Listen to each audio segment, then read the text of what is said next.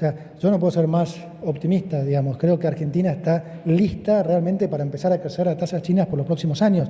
Estimá que más o menos cada 4 puntos de crecimiento, ¿sí? Uno puede reducir el déficit aproximadamente 1 punto. Entonces, en la medida que nosotros podamos continuar con este nivel de crecimiento, durante el próximo año vamos a sorprender con la baja de impuestos. Luis Caputo y Santiago Bausili atajaron todos los pelotazos, respondieron a las preguntas de los periodistas que entraron en caos y lloran por el fin del cepo. Bueno, estamos abiertos a preguntas. Buenas tardes, ¿cómo están? Maya Jastreblansky, del diario La Nación, ¿cómo están? Decían que se levantaron absolutamente todas las restricciones vigentes para la compra de dólares por parte de las personas humanas. Quería preguntarles qué va a pasar con el dólar turista. Quería preguntarles cuándo esperan pasar de este esquema de flotación entre bandas a una liberación total del mercado, si hay un plazo previsto para esta fase 3, si hay un compromiso con el FMI en este sentido.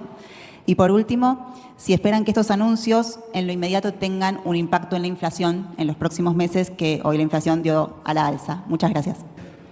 La eliminación de la percepción del impuesto a ganancias es para la compra de dólares, no para las tarjetas y no para el turismo. Esos dos elementos permanecen con una percepción, no es un impuesto, es una percepción de impuesto por parte de ARCA.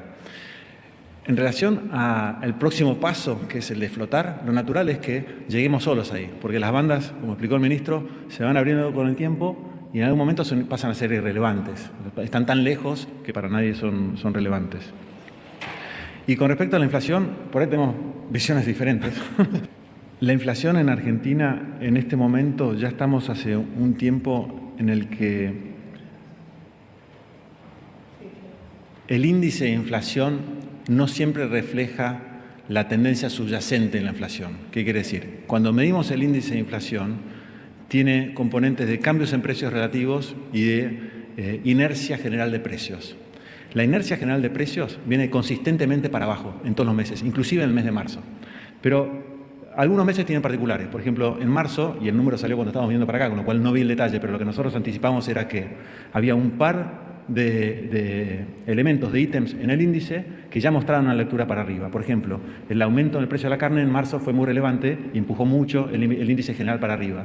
Pero no subieron todos los precios, subió el de la carne y afecta el promedio. ¿Y por qué subió el precio de la carne? Porque es un precio relativo, tiene sus propias reglas de oferta y demanda, venía más atrasado que la inflación en otros meses, este mes se movió más rápido, tiene que ver con las condiciones específicas del mercado de la carne.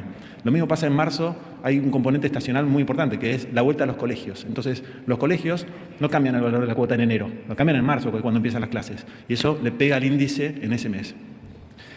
Para los meses para adelante puede seguir pasando lo mismo, que es que algunos meses más que otros haya un componente de precios relativos que afecte el índice que miramos. Pero nosotros nos focalizamos y lo que más nos importa es la tendencia de la inflación subyacente y los elementos que alimentan esa inflación subyacente no tenemos ninguna duda que muestran un desplome de la inflación hacia adelante, porque no hay emisión monetaria y porque la demanda de dinero en un país que crece es esperable que siga creciendo. Entonces, esa fricción y esa fuerza va haciendo que la inflación como aumento generalizado de precios va para abajo sin dudas. Sí, no, nada para nada. O sea, pienso igual. O sea, para nosotros la inflación va a converger a los niveles internacionales. Es un tema de tiempo, no hay ninguna duda. Cuando vos haces las cosas bien, los resultados salen bien. De vuelta, en economía los fundamentals prevalecen siempre. Entonces, algún mes en particular, yo creo que este mes, además de los componentes que dijo Santiago, estuvo influido por la política. Fue un mes atípico porque nos forzó a mandar el acuerdo con el fondo al Congreso. Es una buena muestra de por qué nunca se hizo eso, porque generó un nivel de especulación y de estrés durante un mes absolutamente innecesario. Es decir, no tiene ningún sentido esa ley. Y sí hubo mucho de especulación, rumores, gente que aprovechó, y eso seguramente influyó a la hora de los comerciantes que escuchaban que iba a haber tal cosa o tal otra. Entonces, tiene un costo. Claro, tal cual. Que ahora está medido. Tal cual. Entonces, la verdad, la tendencia es irreversible y la inflación en Argentina va a colapsar y va a converger a la internacional y es un tema de tiempo, no nos preocupa. Vamos a hacer. Nosotros no tenemos déficit. El único objetivo del acuerdo con el fondo, como lo dijimos, es recapitalizar el Banco Central para que tenga el respaldo suficiente por los pesos que hoy circulan y fueron emitidos por el Banco Central. 100% se va a destinar a eso. Con respecto a las medidas, bueno, el régimen cambiario aplica a partir de la apertura del mercado el lunes. Todas las medidas que están en potestad del Banco Central, el directorio se reunió justo antes de venir acá y ya fueron aprobadas. Liliana Franco, de Ámbito. La primera pregunta es, ¿en cuánto quedó para el titular del Banco Central? ¿En cuánto quedó el stock de dividendos anteriores al 2025? Ya anunció que iba a hacerlo a través de BOPREAL, pero bueno, si va a haber una secuencia, ¿cómo piensan hacer esa parte? Y la otra parte es, ¿cómo quedan los fundamentos macro? O sea, ¿cómo volvemos estoy preguntando concretamente inflación. Más sólidos que nunca, Lili. Y son dos preguntas, dos preguntas. ¿Cómo queda el PBI? ¿Cómo queda la estimación? Por supuesto, la estimación de PBI, la estimación de inflación. Y como todavía no se conoció el informe del del Fondo Monetario Internacional, si hay algún tipo de pedido o acordó el gobierno argentino con el fondo algún tipo de reforma estructural, por ejemplo, temas previsionales u otros. Sí, El stock de dividendos. El stock de dividendos es una buena pregunta. Es muy difícil de estimar. ¿Por qué es muy difícil de estimar? ¿Y por qué tiene más de una arista esa respuesta? Porque cada empresa decide su contabilidad en forma personal, digamos, de la manera que mejor lo determine. Y el tratamiento de esos saldos, dependiendo de cómo los decide contabilizar, en Argentina, que existe el ajuste por inflación, puede tener un valor u otro. Por ejemplo, si yo decido que si yo un año X, en el 2021, gané una X cantidad de plata y lo contabilizo de una manera, por ahí ese saldo no se actualiza con la inflación y ese monto se fue achicando en términos reales en estos últimos 4 años. Si por el contrario lo pongo en una reserva que va al patrimonio, sí se ajusta por inflación. Entonces, el monto de esas utilidades retenidas medido en dólares pasa a estar afectado también el cálculo por la evolución del tipo de cambio real. A efectos prácticos, ese número es enorme, es muy grande, porque los números en Argentina con esta nominalidad están muy inflados. Entonces nosotros, más allá de mirar ese número, y por eso somos cautos en la administración de esos stocks, lo que también hacemos es mirar el otro lado, que es cómo tienen ahorrados esos saldos las empresas que tienen esas distribuciones pendientes. Entonces, si esa empresa, esa ganancia que tuvo en 2021, decidió que no iba a poder salir en el corto plazo y se compró un edificio, es muy distinto a que si lo tiene un depósito a la vista en un banco. Porque el depósito a la vista en un banco, si no tuviese restricciones, puede convertirlo en dólares inmediatamente y el edificio tiene que encontrar un comprador que no afecta el equilibrio monetario porque va a tener que venir con pesos o con dólares para hacer esa transacción. Entonces, miramos ese número, tenemos unas estimaciones, pero lo que más miramos es el otro lado, que es el equilibrio macro. Por eso es importante la tercera parte, que es cómo afecta esto al equilibrio macro. Ese es el centro de casi todas las decisiones que tomamos. Y para agregar, hay una cosa que me gustaría remarcar, porque es un poco técnica, pero es importante que la gente entienda, Lili, que es la realidad es que hasta hace unos pocos días pensábamos darle una salida gradual de compra efectiva de dólares, que era un porcentaje digamos, que podían hacer mes a mes. Eso hubiera ido directamente a demanda de dólares. La realidad es que decidimos cambiarlo esencialmente por el shock externo.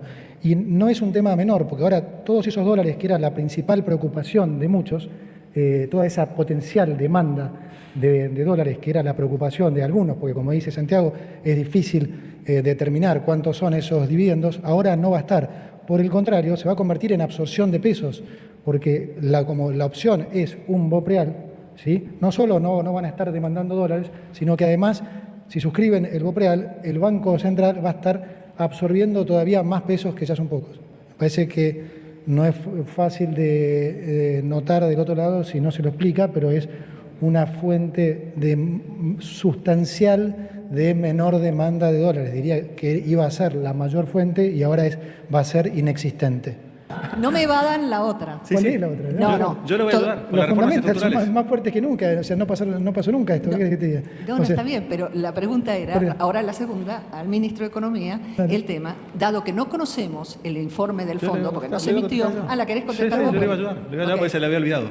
Entonces, es una parte muy importante porque contiene lo que en el fondo, en los contratos, en los acuerdos con el fondo llaman metas estructurales o structural benchmarks. Sí, contiene. Pero José Luis el otro día en la televisión lo explicó de una muy buena manera, que es el fondo, como contaba recién el ministro, le fuimos a contar cuál era nuestro plan y dijo, yo los apoyo, les doy el financiamiento para que ejecuten su plan. Entonces, en nuestro plan hay contemplados ciertos avances que tienen que ver con eventuales mejoras al sistema tributario, eventuales mejoras al sistema de pensiones, que al fondo le parecieron buenos y más allá de ser una imposición, son parte de lo que era el esquema que nosotros ya teníamos contemplado.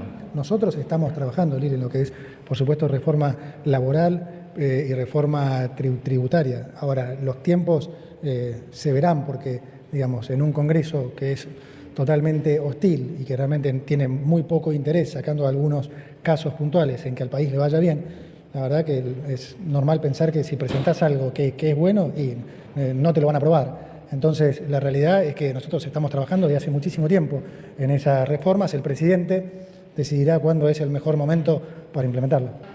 PBI e inflación para el año, los fundamentals. No, que no se nosotros modificaron. Estimación de inflación, sabés que no nos gusta hacer. El PBI hoy la actividad está creciendo al 6%. Nosotros esperamos que esta salida del cepo, como dije, sea de vuelta una herramienta que muchos, porque lo sabemos, muchas inversiones estaban esperando para entrar. O sea, yo no puedo ser más optimista, digamos. Creo que Argentina está lista realmente para empezar a crecer a tasas chinas por los próximos años, porque realmente tiene todo. Tiene el capital humano, tiene la macroeconomía ordenada, tiene sobrada capacidad instalada y estamos bajando impuestos. Nosotros vamos a seguir bajando impuestos, entonces vamos a seguir atrayendo inversiones. Y por otro lado, acá está Daniel, que está a cargo del RIGI. Cada vez también nos llegan, hoy me llamó justamente una empresa más que le va a estar presentando 3 proyectos más de grandes inversiones. Entonces, la verdad que, digamos, yo no puedo ser más optimista. Estamos acá, ¿no? Buenas tardes. Eugenia Mucio, de Perfil. Primero sobre el cepo, sobre las restricciones cruzadas que se eliminan para las personas humanas. Quería saber cuáles son entonces las que quedan para las personas jurídicas. Por otro lado, con la expectativa de subir el superávit al 1,6% del PBI, si eso va a dar margen para bajar impuestos este año. Y también sobre que las empresas que no se suscriban a los BOPREALES, en términos de stock estoy hablando, si van a poder girar dividendos o cómo van a hacer para hacer eso. Con respecto a la restricción cruzada, para personas humanas, como dije, se elimina y para personas jurídicas va a seguir existiendo.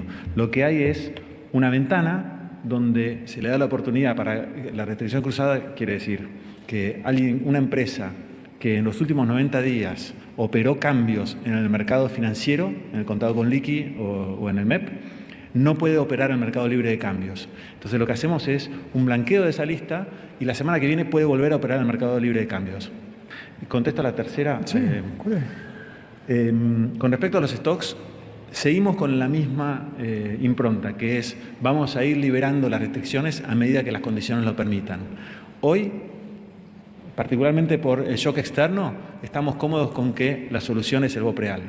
Lo que también viene pasando, no en todos los casos, pero en muchos de los casos, es que una empresa que en diciembre de 2023 tenía un saldo enorme para distribuirse, en el 24 dijo, una parte mejor la reinvierto, y en el 25 tiene un aumento de actividad que le implicó un aumento en el capital de trabajo, tiene ganancias en el 25 y dice, el pasado ya no me es tan relevante, me focalizo en de acá para adelante. Entonces, eso va a ir cambiando y a medida que las condiciones lo permitan, iremos flexibilizando lo que podamos. Santiago es banquero central, anota las preguntas, yo no.